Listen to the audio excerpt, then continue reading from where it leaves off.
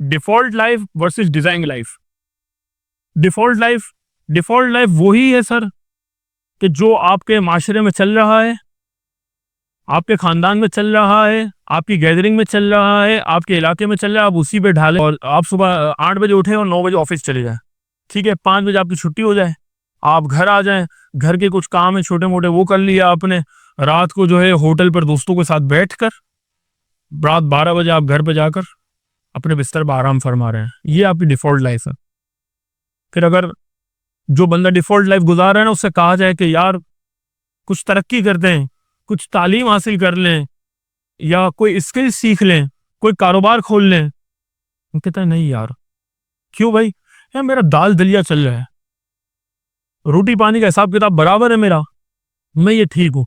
उसने कोई तरक्की नहीं करनी है, ये डिफॉल्ट लाइफ है। और अगर आप बरक्स उसके डिजाइन लाइफ पर आ जाते हैं, तो फिर डिजाइन लाइफ आपकी ये है कि आप सुबह 9 to 5 अगर जॉब कर रहे हैं ना, टेम्पररी, अभी वक्ती जरूरत है ना, माशी जरूरत है, लेकिन आप साथ में आप कहें यार मैं कोई स्किल सीख लूँ, मैं कोई स्किल सीख लूँ, या कोई ऐसा आइडिया लेकर आ जाऊं जिससे मेरी इनकम बढ़ जाए, मेरा माशरे में कोई काम हो, मेरा कुछ कंट्रीब्यूशन हो, लोगों की खिदमत में मेरा कुछ कंट्रीब्यूशन हो। जरूरी तो नहीं है पैसा ना सिर्फ, भाई बड़े बड़े लोग हैं जिनका कंट्रीब्यूशन है हुकूकुल इबाद में, लोगों की मदद करने में कंट्रीब्यूशन है कि मैं किसी की मदद करूं।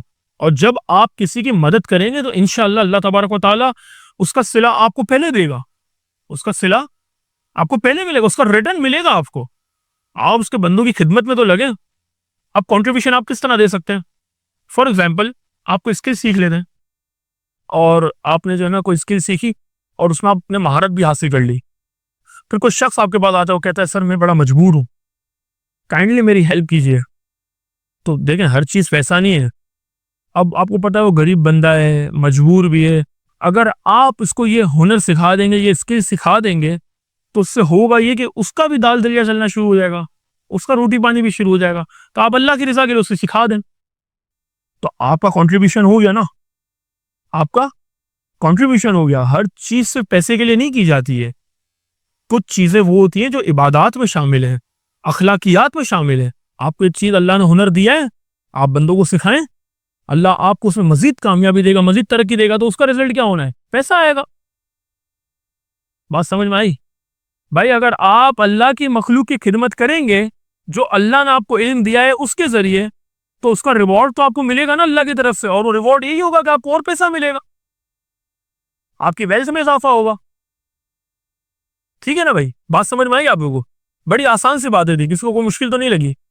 चलें अब आप पेपर खोलें, अब हम एक्सरसाइज करेंगे। एक पेपर पर आप बीच में लाइन ड्रॉ करें।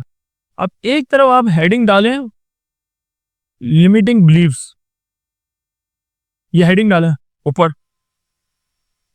अभी जो लिमिटिंग बिलीव्स आपने हेडिंग डाली है ना, वहां पे आप 3 पॉइंट्स लिखें अपने पास से, वो ऐसी बातें जो आप जिंदगी में आपने कही हो, या आपको जो महसूस हो रही हैं कि यार मैं ये काम नहीं कर सकता, XYZ, जो भी आपके जहन में हो आप अपना लिखें पर्सनल।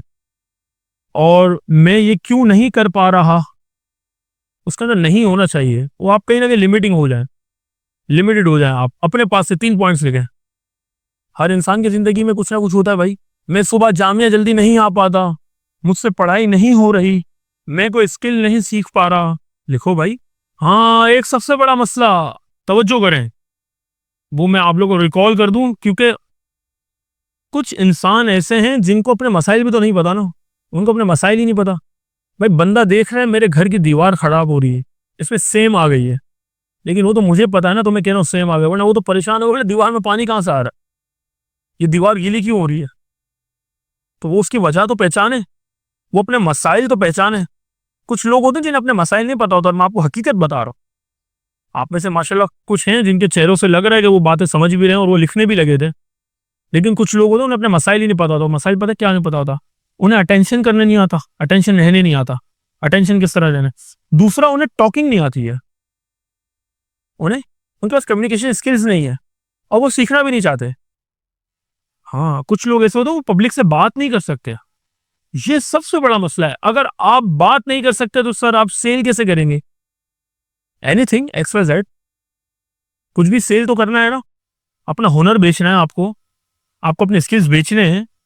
आप बिजनेस कर रहे हैं तो आपने कुछ ना कुछ बेचना है, और सेल्स की अगर आपकी जॉब है तो ऑब्वियसली आपने सब कुछ बेचना ही है।